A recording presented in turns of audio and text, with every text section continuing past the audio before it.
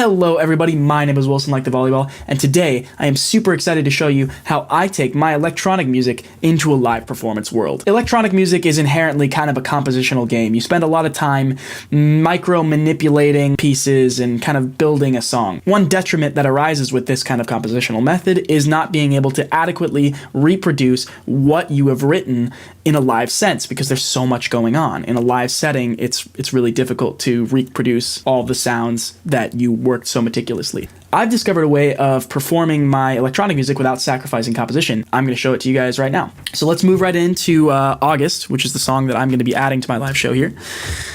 We have the whole track here. I'm just going to play a little bit of it so you guys remember what it is. He's picking and he's peeling. Yeah, so that one, and then we got this drop section.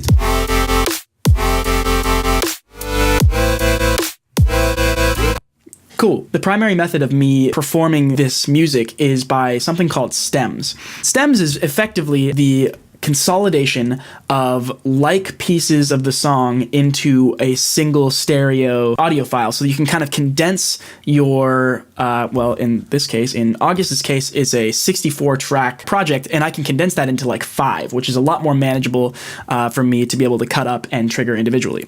Now, August specifically is also a song that has vocals in it, so I want to make sure that I maintain all the extra vocal parts without singing over the main vocal part. So I'm going to go ahead and actually just turn off the main vocal right now, because I'm not going to want it in the final section here. The thing that is absolutely imperative when you're thinking about designing your stems is you have to make sure that you're not setting yourself up for failure. And what I mean by this is, for example, I have a lead and a vocal track going on at the same time. So if we go here, not vocal necessarily, but kind of vocal effects. If we go in here and we solo those,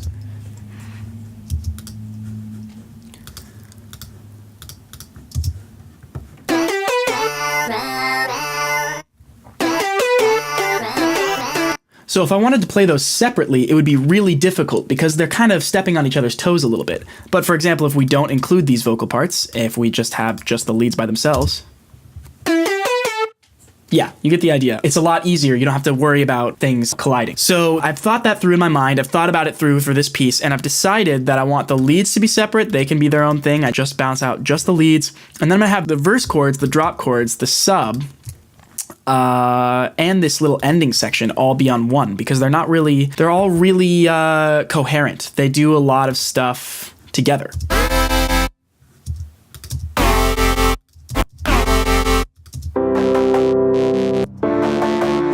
They feel really coherent, so I don't have to really worry about that. So I'm gonna go ahead and do that now. All you gotta do is you select from the beginning of the song to the end of the song. Here's the beginning of the song. I'm gonna hold Shift, and then I'm gonna go to the very end of the song. It doesn't really matter what track you're on as long as you have the thing soloed. Very important, if you're using a sidechain, you need to make sure that you are also selecting that sidechain so that it dips when it needs to. For example, versus. That's important. So I'm gonna go ahead and do that. And I'm gonna select from the beginning of the song to the end of the song, or rather the end to the beginning. There we go, selected. And then I'm gonna go Command-Shift-R, and that'll bring up the render dialog box. You wanna make sure the normalize is off, because you wanna make sure that you preserve the relationship between all of these tracks to the rest of the tracks. Then you go ahead and hit export. I have actually already rendered this, so I'm not gonna do it, but all you gotta do is export and then pick a name for it and go off. So the next, and probably the easiest stem to create here, is the drums, because they're not affected by the sidechain. The drums aren't affected by the sidechain, and so it's probably the easiest one. Everything's in a group. Just go ahead and hit solo, select from the beginning to the end, render, and there you go. There's the drums. Yeah, so I'm gonna do the vocals. I wanna make sure that I'm not playing the lead section because I don't wanna be singing over that. So let's go in here and listen in. He's picking and he's peeling. Great. Okay, so that doesn't have the main. What about this section? How did I get? Okay, so it's not that one. Maybe this guy, is that bridge low? We want to turn that off too. So now we've got, all right, we're looking pretty stellar here. Looks like I have an entire vocal ducking track that I just decided not to use. So that's cool. Is there anything coming in? Vocals.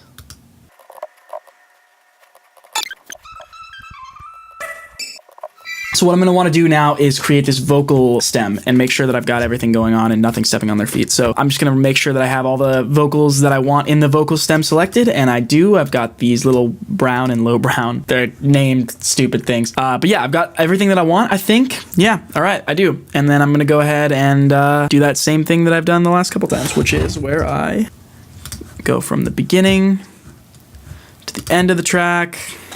Got everything selected I want selected. Make sure that I also have the ducking selected so that is adequately accounted for. Command-Shift-R, we have the render. Go ahead and export, and we're going to call it August Vocals.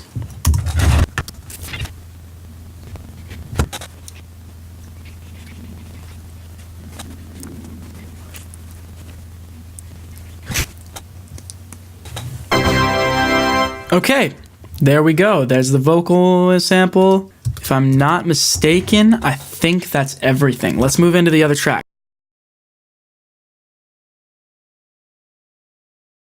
So after this, you're going to want to create a new project. I've actually already started a project. There are no special qualifications for the project. It doesn't need anything special. I just called mine Live Show Planet because I'm going to be playing a live show at the Planet. So yeah, so the only thing you need is you just want to delete all the tracks that you have and make sure you just get one MIDI track. Command-Shift-T gives you a MIDI track. All it needs to have is is a drum rack. That's all you want in it, is a drum rack. And what I'm gonna do is I'm gonna go ahead and pull up those stems. So I'm gonna pull up my stems folder, and I want all of the August ones, all August leads, chords, all this stuff. Okay, great. So we're gonna bring it in here. Pro tip, if you hold Command, it'll put them into 4 different tracks. I'm actually gonna smack these guys to the back here. I'm gonna really quickly find out what the BPM to the song is. We have found the tempo. It is 154. So great, that's awesome. This is the beginning of what we need, which is awesome. So I'm gonna use a dummy sample really quick. So just pull up samples, or actually, yeah, just go into the samples thing. This guy. Cool, great. So what we're gonna be doing is we're gonna be putting these on the Launchpad. So you turn on the Launchpad, you're gonna wanna make sure that your ins is set to Launchpad Pro. And I think it's live port. You're gonna go into user mode. And all you're gonna be doing is making it so that when you hit this button, or you hit some button, something's gonna happen. At this point, we could drop these 4 tracks into here.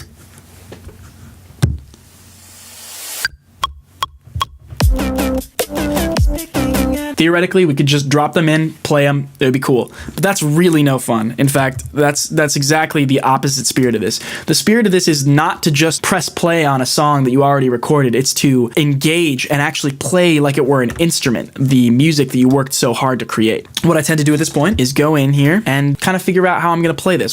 This first section, yeah, a lot of it is gonna be just played. I'm singing over the top of it, and I wanna have my brain free to just be able to sing. So I'm gonna be singing through this whole section.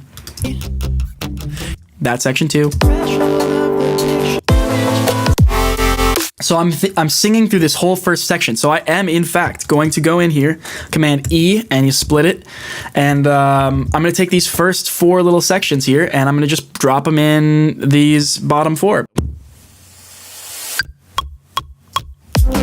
So now that's gonna start my song. I'm gonna go ahead and deactivate with 0 these clips that I've already used. On this drop section, I'm pretty sure I'm gonna be wanting to play these chords. I'm gonna find a way to cut these up and, you know, kind of actually interact with them.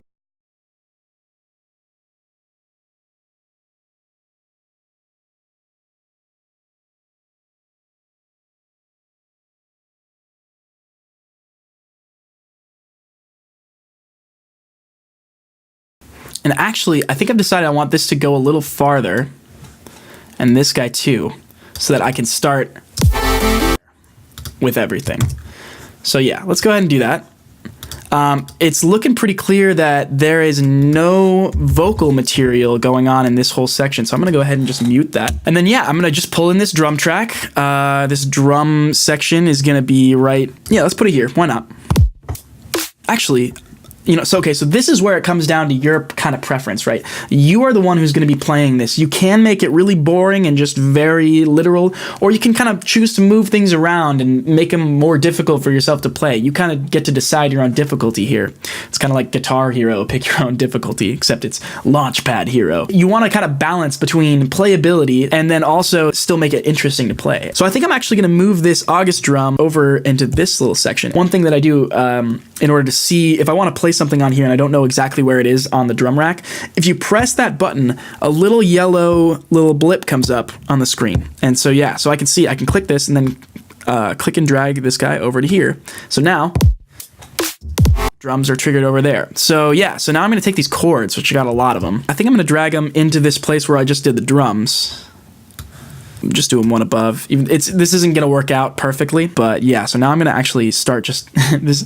This is kind of gives you an idea of how tedious this can be. You actually really have to design from the ground up. Another important thing about this is if you're gonna be performing these kinds of things, you need to make sure you have your latency low. If you don't have a good enough computer for that, it's unfortunately not gonna work super well for you. Either that or you have to like really be able to anticipate what you're gonna be doing.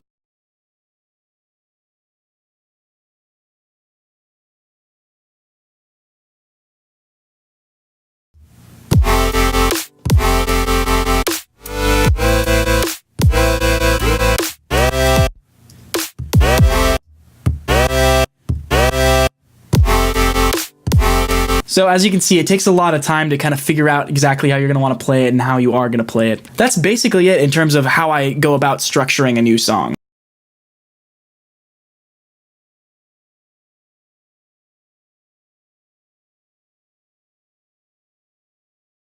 So as far as the individual tracks go, that's about how I do it. Basic structure is break your song into stems, cut those stems into bite-sized pieces, and then take the time to arrange them in a pattern that suits your track. There's kind of a hidden part 2 in this video. What if your song has so many samples that you can't fit them all on 64 pads? What if you want to perform multiple songs out of a single live set so that you don't have to keep opening up new projects every time you finish a track? How do you get all that to be controlled without using your computer? If you guys would like to see a part 2 that details all of that and more, then hit me in the comments, let me know I should do it. If you'd prefer an in-person look at how I set up my shows and you live in the greater Seattle area, then I'm playing a show this Saturday, January 13th at Planet Dance. Tickets are $5. Hit me on social media if you'd like an address. Show starts at 9 p.m. There are 3 bands, Dawn, Kaioken, and me, Wilson Like the Volleyball. It would be wonderful to see y'all out there. If you like this video, please leave me a comment. If you dislike this video, please leave me a comment. Follow me on my social media, links in description. Listen to my music over here. Please consider liking and subscribing. Eat good food, take care of yourselves, and I'll see y'all next week. Peace.